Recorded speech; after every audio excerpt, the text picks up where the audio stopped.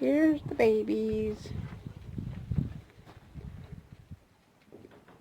At the moment, it is now Saturday. And I realized when I recorded the first day I found these babies, I made a comment about Sierra and how she survived a lightning strike.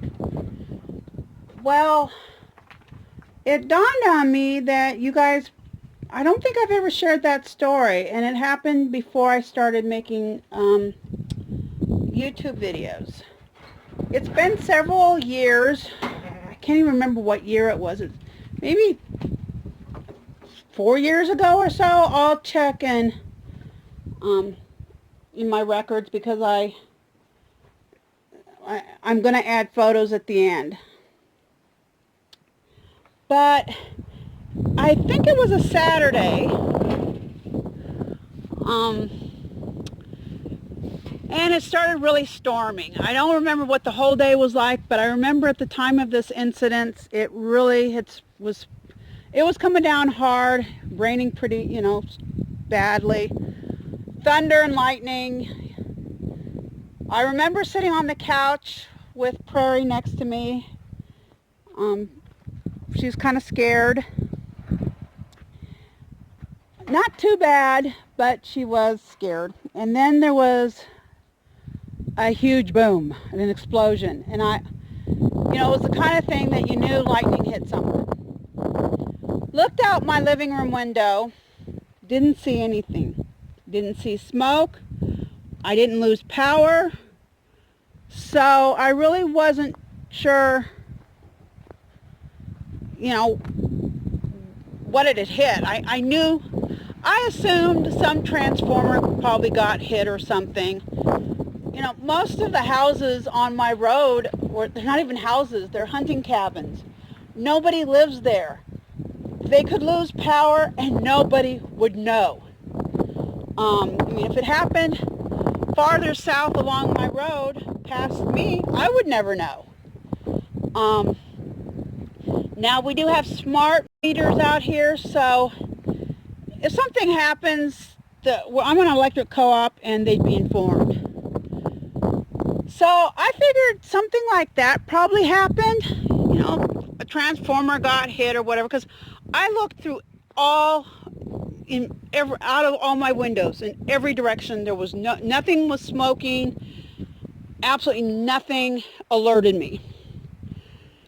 Well, finally, the rain, the storm passed. It wasn't raining hard anymore. It was more drizzly. The thunder and lightning had passed. It was now safe to go outside, and I needed to milk goats.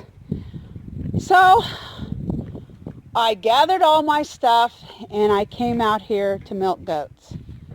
Now, I come from this direction. There's a gateway over there that I usually come through. And so when I'm walking from this direction over here, see, I'd be facing here. And I got to some point, I think, I'm not sure, somewhere in this area here, and where that hospital bench is, the previous owners left that, and goats have ruined it. But I saw one of my dogs. At the time I had, what the heck is Cookie going? Oh, she's okay. At the time I had, let's see, I had Houston and Sarah, the two dogs I still have. And then I had 2 puppies, but these puppies were, okay, this was May, and they had been born the previous September. I believe it was September. And so that tells you, they weren't baby puppies, but they weren't even, they a little over 6 months old, 7, 8 months old, something like that. Well, one of them was sleeping right there. And every time it floods, water piles there. There's just a big pile. And I got close enough and I realized that puppy was dead. And so, I mean, I was just like, what happened? I was in shock. And I didn't even notice it at the time, but later I noticed this board up here, it literally was only hanging by one nail. It had just slid down to the ground, basically.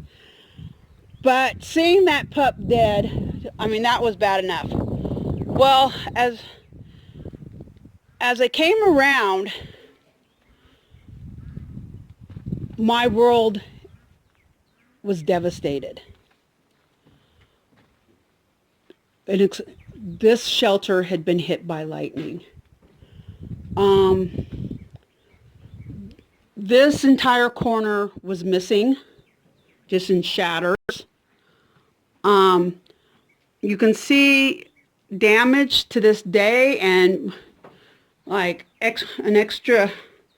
See, this was just destroyed. This was added. Just, I mean, there was debris everywhere. Let's see. This wall was gone. It was literally laying on the ground. This wall here, it was gone. I mean, it wasn't there. This whole corner wasn't there. So coming out, this wall right here was laying on the ground. And this had been the board that had been here literally was in a billion pieces. But that was just the beginning. There was Sierra's sister was lying here and she had fallen out. There was a pile of kids all past weaning age or close to weaning age. There were just dead goats everywhere. I believe what happened, and the reason Sierra lived, was she was probably in the middle here and not touching a wall. Basically, every dead goat was touching a wall. And the dog was laying in water right here, touching the wall, but in water. I don't think you can see it anymore, but, and all these, every panel here was sticking out. I mean, we had to, actually that one needs to be re-screwed again, but you could see burn marks from the fence to the building right here. What was strange was that there was no burn marks on the building itself. The building just exploded. I mean, I'll show you pictures at the end. The building had major damage. Thankfully, you can even see, that was not attached. That had to be reattached, that top board. But there was, I mean, the dirt was just black and kind of almost a trench, like a shallow trench. But I think all the rest of the goats were over here, probably inside this paddock. But literally half the goats in this paddock, and 1/3 I had, can't remember if I had all 4 dogs over here or just the 3 dogs here. But, I lost a dog and literally lost half the goats that was in this paddock. Sierra clearly was deaf. She suffered injuries to one ear. She'd been hit by debris. And once it scabbed over, it was kind of interesting because it formed an arrow pointing upward. It was really weird. But one of her ears had a lot of scabs on it.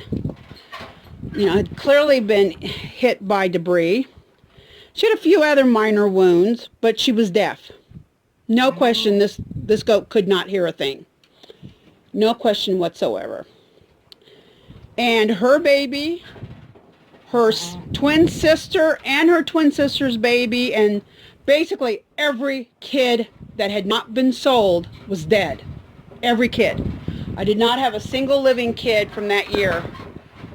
And I was planning on, like, there was one kid, Dottie, pure Nubian, brown with moon spots. She was just beautiful. She was killed.